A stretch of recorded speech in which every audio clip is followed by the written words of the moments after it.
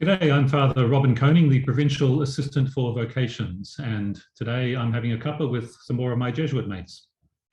With Father Robin, I'm Julian Butler, a Jesuit in formation, and we're joined today by Father Minh-Uoc Pham.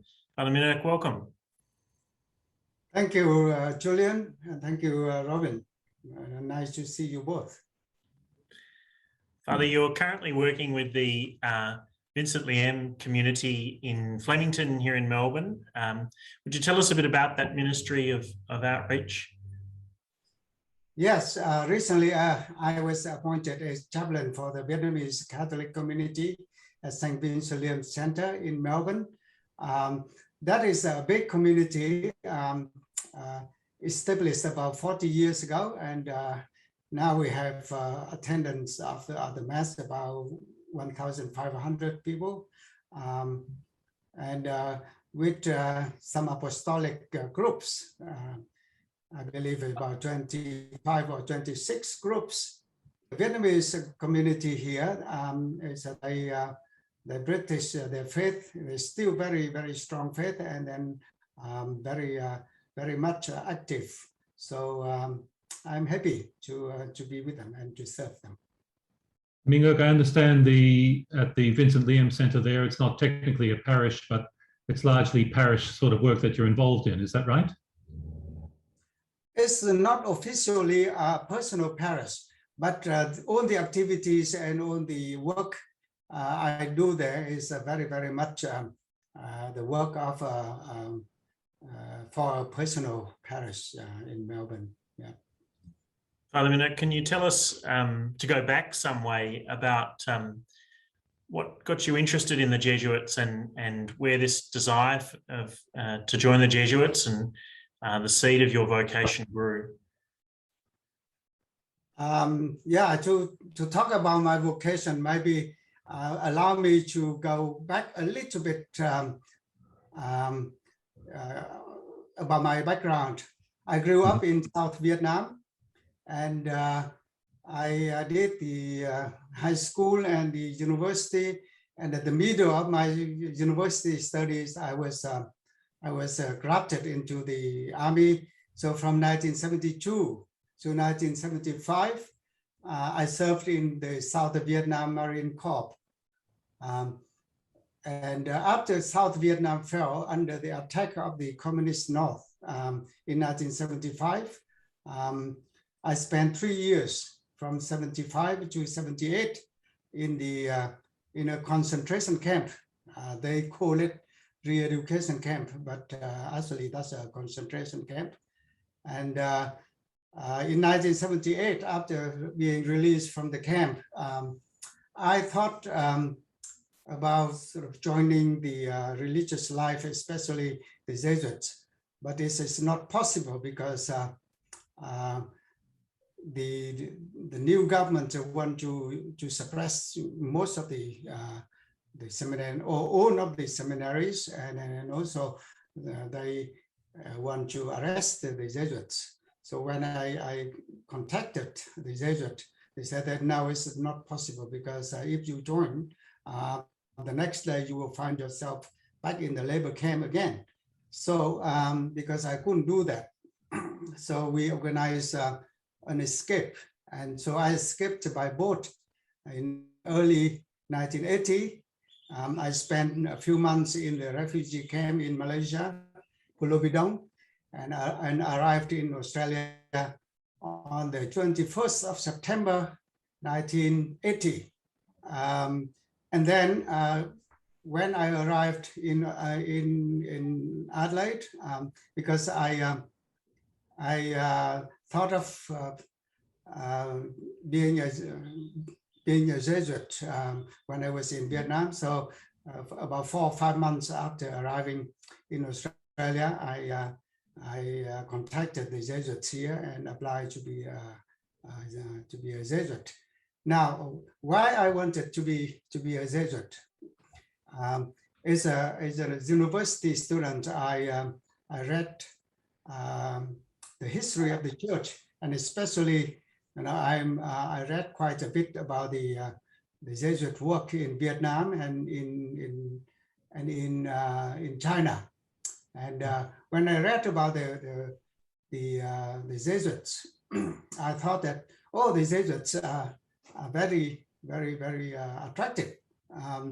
If I ever want to be a religious or a priest, I should join the Jesuits. Now, allow me to say something about the Jesuits that attracted me. Firstly, when I read about the Jesuits, I like very much their dedication to the glory of God, and this gives the Jesuits a kind of a ceaseless effort to do better, to achieve the more. Or as being a Jesuit now, I learned that it is called the Magus. And then also when I read about the Jesuit when I was a student, another thing that I admired about the Jesuits is their personal love for Jesus Christ and a strong desire to be counted among among Jesus' close companions. And then also reading about Jesuits in Vietnam and elsewhere in the world in the past, I saw that I admire and I like their availability to be at the disposal of the church, available to labor in any place, and observing the way the Jesuits in Vietnam before 75, when I was a student, I went to the Jesuit center in Saigon. I admired and I like the mutual union they have. Jesuits are to see themselves as a part of a body bounded together by a communion of minds and hearts. And so at that time, they told me that they see themselves as the friends in the Lord. And especially, I was very, very impressed with the way the Jesuits accepting and learned the culture of the Chinese culture and the Vietnamese culture. And the more I read about the controversy, dispute between the Jesuits and the other missionaries in China and in Vietnam, I like the Jesuits way much more. So that is one of the very strong reasons why I wanted to be a Jesuit. And then also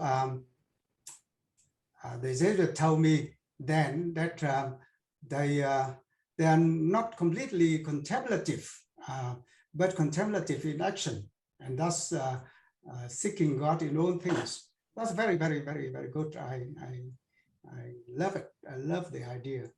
Thanks for that, Minh-Uoc. And you were saying there about the Jesuits, part of it is that availability for a range of missions and be involved in a range of different missions. You've certainly experienced that in your life, haven't you? You've spent time in the sort of pastoral work you're doing now. You've had other experiences of that. You've had a range of ministries. Is there any one of those that you found particularly attractive and fruitful out of the range of different ministries that you've done over your years as a Jesuit? Actually, since I joined the Jesuits, and especially after my ordination, I've been sent to work in, of course, in Australia, different states, Queensland, South Australia, Melbourne, and Sydney. And then outside Australia, I've been working in New Zealand. I remember immediately after my ordination, I was sent to New Zealand to work in the university chaplaincy in Wellington. And I love it. I loved it very, very, very much, being with to be with the young men and women, all the students. And then to be chaplain in Adelaide, and then to go to the US for my studies and then some pastoral work there.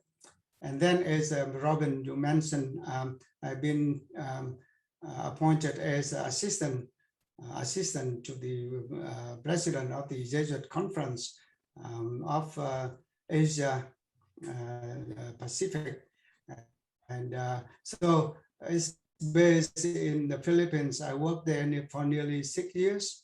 Very, very, very exciting and very, very good ministry to be in. And for the last 7 years, I worked in the tertianship program, as you know, which is the last stage of the Jesuit book formation. So working along with Steve Curtin, and that's very enriching experience. So for my 40 years in the society, I have no regret. Some people ask, if you want to choose to make the choice again, what would you do? I said that I would make the same choice. Given that, Father Minh-Uoc, if you're talking to a young man today about the possibility of religious life, of maybe joining the Jesuits, what would you say to him? Yeah, some of the people, I remember some of the people that came to me and they asked, Father, now I try to decide what field of studies I should go in, and then what should I study, and what should I decide. And said that I said to them that join the Jesuits, because you have the job for the rest of your life. You don't have to worry about sort of seeking a job, and it's a very good job. It's my own experience. That's very, very. It's not a job, of course. That's a ministry, but to use the language that we use, that the career. That's a very, very, very good vocation, very good career. And as I say that whatever you want to do, the Jesuits would allow you to do that, because I mentioned flexibility and adaptability before, and not that you have to be fixed with some kind of work in the future, but whatever talent or whatever ability you can contribute to the work of the society, then the society will help you to achieve that. So of course, not only about the work or the ministry, but also the Ignatian spirituality. I love it. I love the Ignatian spirituality, and if you want to be familiar with that and to know a little bit more about Ignatian spirituality, I encourage you to come to see a Jesuit and do a retreat, and then you will see. I did it, and I immediately fell in love with that spirituality. So I urge you, I encourage you to do if you can find time. That's great, Minh-Uoc, and thank you for talking to us today. God bless you. Thank you for allowing me to be part of this, and thank you very much for listening to me. Thank you.